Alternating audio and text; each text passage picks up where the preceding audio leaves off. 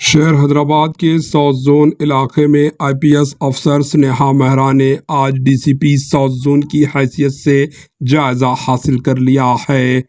جائزہ حاصل کرنے کے فوراً بعد نماز جمعہ کے موقع پر تاریخی چار مینار اور مکہ مسجد کا دورہ کیا اور شہر میں پولیس کے تمام انتظامات کا شخصی طور پر تفصیلات حاصل کیے۔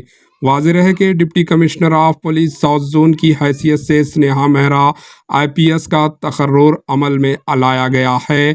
الیکشن کمیشن کی ہدایت پر ڈی سی پی سائی چیتنیا کا تبادلہ کر کے اس عہدے پر سنیہا مہرا کا تقرر عمل میں لایا گیا ہے۔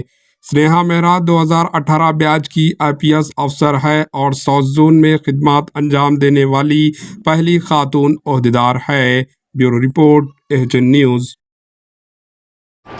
AHN نیوز کو لائک کریں، شیئر کریں اور سبسکرائب کرنا نہ بھولیں۔